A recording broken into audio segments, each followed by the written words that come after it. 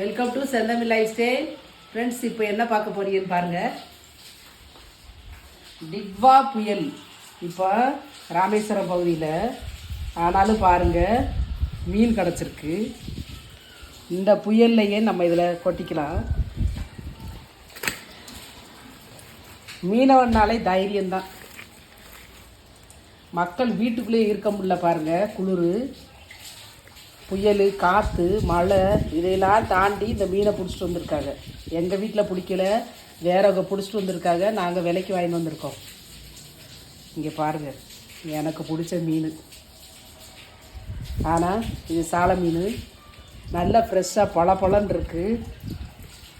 எங்கள் பகுதியில் பார்த்தீங்கன்னா போட்டு போகாத டைமில் தான் இந்த மீனெல்லாம் தேடுவோம்.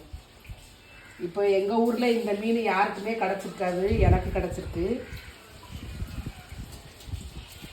ஆனால் ஃப்ரெண்ட்ஸ், இந்த காற்று கடலில் போனது தைரியம்தான். இருந்தாலும் பாதிப்பு யாருக்கு?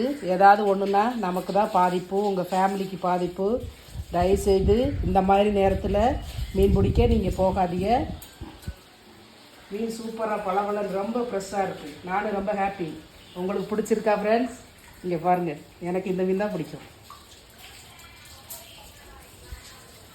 நெத்திலி மீன், சாலை மீன். இந்த மீன் அவியல்னு வைப்பாங்க. அது என்ன, வெங்கடா மீனோடு சேர்ந்தது எனக்கு. ஆனால் நான் மீனவ குடும்பம் தான். நிறையா மீன் எனக்கு பேரே தெரியாது. அதே மாதிரி நிறையா மீன்கள் நான் சாப்பிடவும் மாட்டேன். இங்கே பாருங்கள், காரா மீன் குட்டி குட்டியாக ரொம்ப பிடிச்சிருக்கு. இதெல்லாம் நம்ம கழுவி கட் பண்ணி இன்றைக்கி குழம்பு வச்சுக்கலாம். ஃப்ரெண்ட்ஸ், உங்களுக்கு இது பிடிச்சிருந்துச்சின்னா லைக் பண்ணுங்கள், ஷேர் பண்ணுங்கள், எங்கள் சேனலை சப்போர்ட் பண்ணுங்கள். தேங்க்யூ, பாய் பாய்.